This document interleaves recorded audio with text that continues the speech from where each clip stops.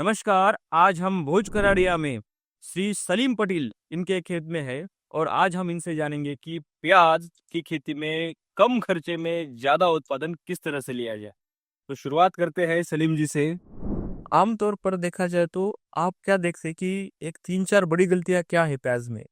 सबसे पहली गलती कि खेत को जैसे आज आलू निकाले और 24 से 48 घंटे के अंदर आज प्याज लगा देते, तो उसका गैप होना चाहिए 8 से 10 दिन का। उसको धूप जरूर चाहिए, 8 से 10 दिन का गैप होना चाहिए होना चाहिए। ताकि बहुत जल्दी नहीं लगाना हाँ, पड़े। बहुत जल्दी जमीन की नमी चली जाना चाहिए।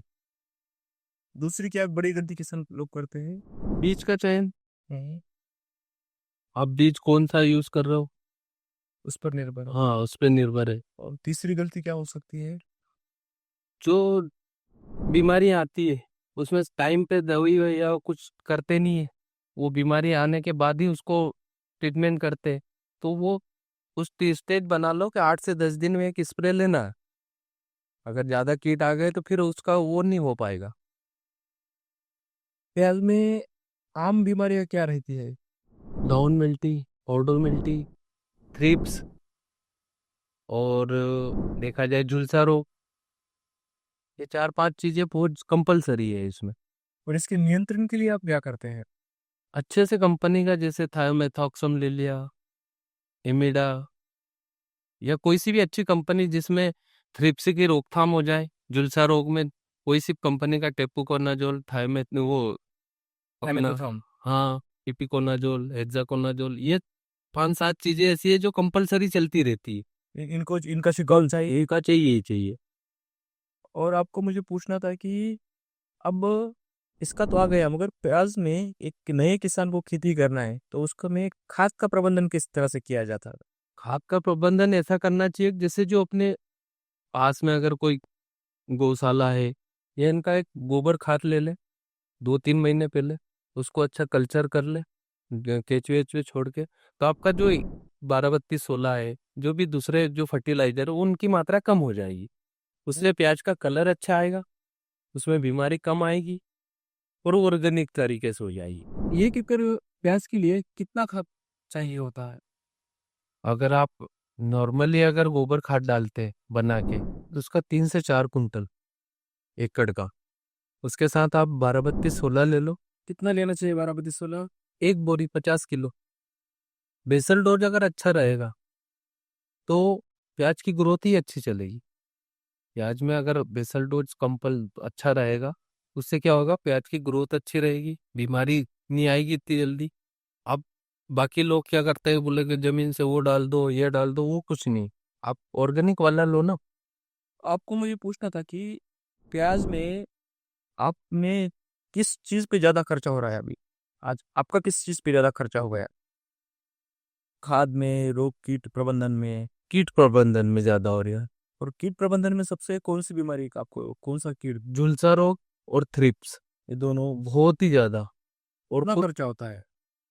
आप नॉर्मली 1 बीघे में अगर पूरा कंप्लीट प्याज अगर अपन बनाते हैं, 3-3.5 महीने की खेती रहती है, उसमें खर्चा आ जाता है 10 से 12 हजार, दवाई का ही दवाई का। अब उसमें आप खाद दवाई जो है 15 दिन में डलना चाहिए। अगर आज मौसम चेंज हो गया तो कल ही डालना, मतलब 8 दिन में रिपीट करना पड़ता। मान के चलो कि 100 रुपए खर्च होते हैं प्याज में तो दवाई के ऊपर कितने खर्च होते हैं। दवाई में 40 रुपए दवाई में 40।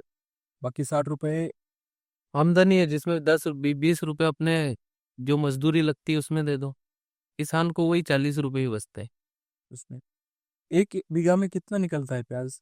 1 बीघा में अगर अच्छा से प्याज तैयार हुआ है तो 200 कट्टे, मतलब 100 कुंटल प्याज 100 कुंटल प्याज। नॉर्मली। और मार्केट का अगर भाव ऐसा रहता मार्केट में अगर भाव जब किसान के पास आता है, जब चलता है 8 से 10 रुपए। 10 रुपए किलो। नॉर्मली 10 रुपए किलो, मतलब 100 कुंटल का 80 हजार। 80 हजार रुपए। और खर्चा कितना होता है। उसमें खर्चा मान के चलो आप 55 से 60 हजार। 60 हजार खर्चा हाँ, होता है। अगर फुल खर्चा हो गया, इसमें सारी कीटें आ गई, बेसल डोज आ गया, सारा दोनों लाख। मजदूरी वजदूरी सब हो गया।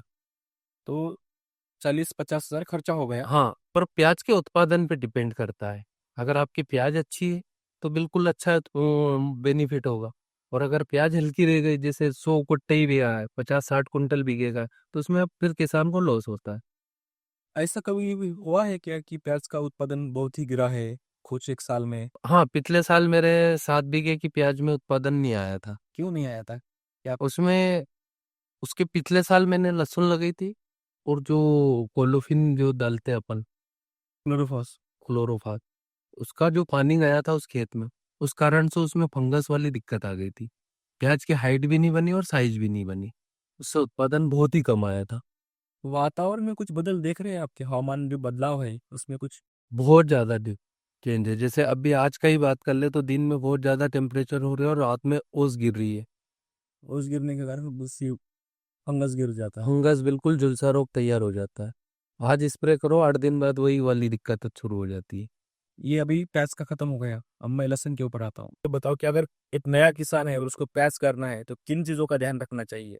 पहली चीज है कि जो खेत तैयार करो उसमें गहरी जुताई होना जरूरी है। जो पिछला जो फंगस है वो पूरा डिस्चार्ज हो जाना चाहिए। मतलब जो जैसे अब आलू किया आपने, आलू के बाद ही लगाते एरिया में फसल, अगर उसकी गहरी जुताई नहीं होगा ना तो उसका फंगस तो बिल्कुल आएगा प्याज में। गहरी जुताई बहुत जरूरी है प्याज में, और पानी का बिल्कुल ध्यान रख के पानी करना पड़ेगा।